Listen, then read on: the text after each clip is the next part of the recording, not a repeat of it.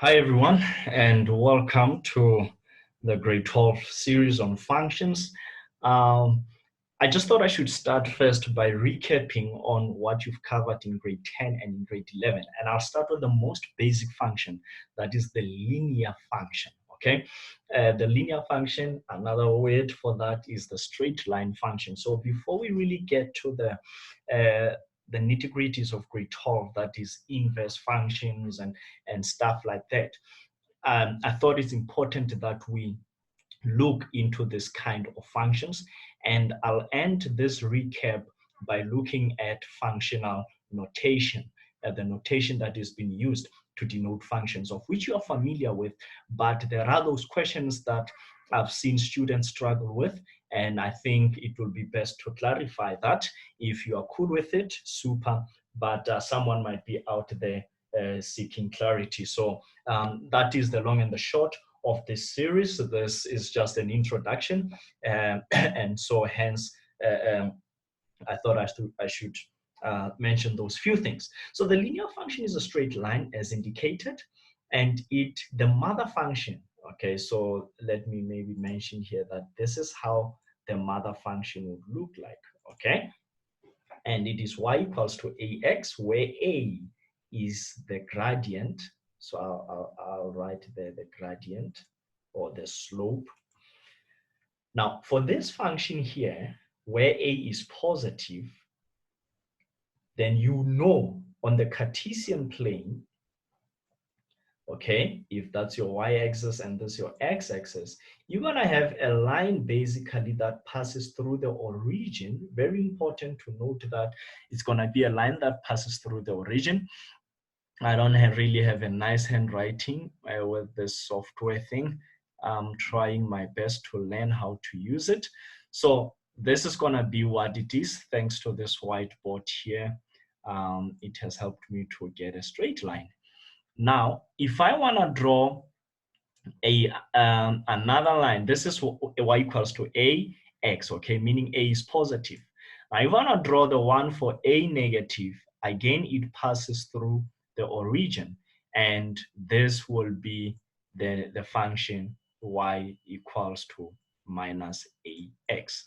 Very simple, yet important basic information that you need. I should mention that there is a close relation between this linear function and the hyperbola.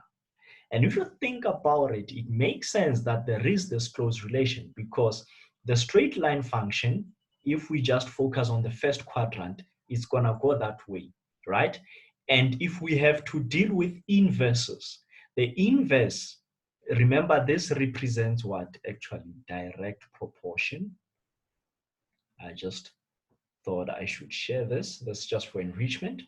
And now this represents what? What you know as indirect proportion. Grade 9 work. So you see something that actually functions are not entirely new. It's something that we have dealt with. And I'm putting this so that you can understand actually how the parabola is associated with the straight line, with the linear.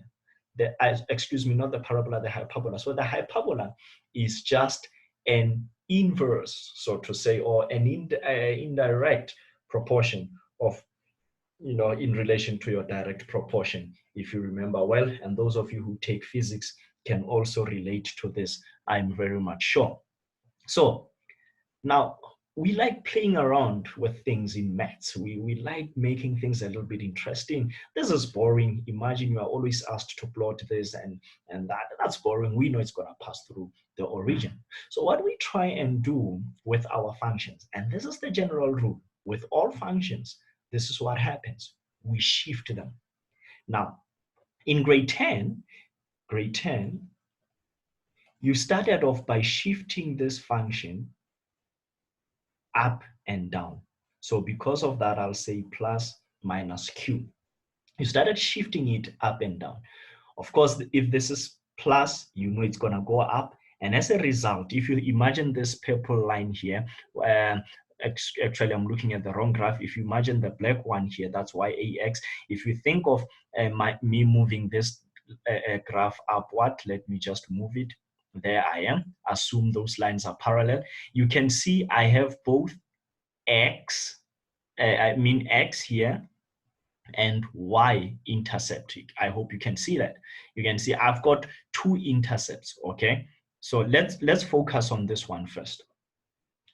Moving it and having a y-intercept then suggests that I have a q, okay? So the q, this point here, is q, okay? To write it more accurately, actually, it will be proper to say it is 0 and q, because the x is 0 there on the, because this right there is the y-axis, and the x coordinate there is 0. It's right on it's the 0 on the origin, as a matter of fact. So that is the most basic thing that you did in grade 10. You learned how to play around and shift these functions. In grade 11, then something started to be much, things got a little bit interesting, and you started now shifting these functions left and right, and then up, down, okay? And then you were introduced to this complicated, scary formula. What is P? What is Q? Well, I hope you can say that with me, that this, of course, is the left or right shift, okay? Left, right shift, or what we call in simple terms, horizontal shift, okay? So, and then this one, as I've already indicated, you either moving up or down, is the vertical shift, okay? May I say, these are parameters, okay? So P can be 2, can be -2, can be -1, can be any number. It depends on the mood of the examiner, I would say, Q also can be any number. A can also be any number.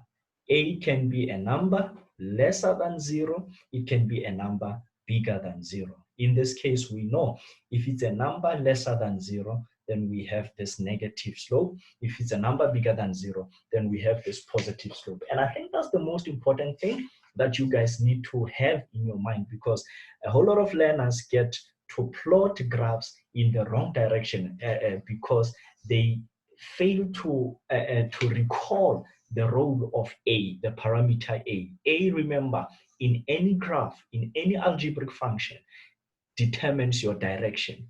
Whether, in this case of a straight line, whether you're going to have a negative slope or a positive slope. So I'd like to pause it here, and then I'm not going to do examples at this point. I just want to talk about the theory of graphs. You're in grade 12, so I'm mentioning this as a reminder so that you can understand the examples that we're going to look at when we now address the grade 12 level of graphs. So this is the linear function. This is how it looks like, and this is what you must understand. Maybe I should leave you with this. Try and remind yourself, see if using the intercept method, if you can sketch the following. Can you sketch the graph y equals to 2x minus 1? And can you sketch the graph y equals to minus x plus 2? Of course, on the same set of x's. There's your A, there is your what? Your Q.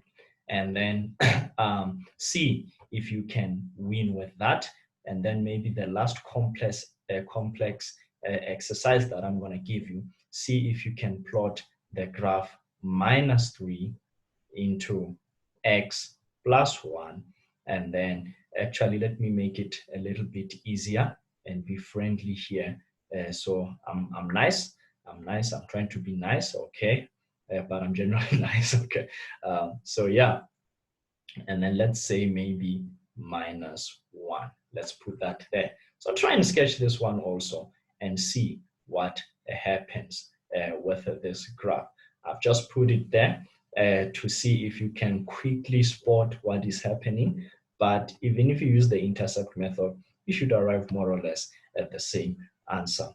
I try keep these videos under 10 minutes, so I will stop here with the linear function. In the next video, we are discussing the parabola or the quadratic function. Thank you very much. Thanks for watching, and keep on watching.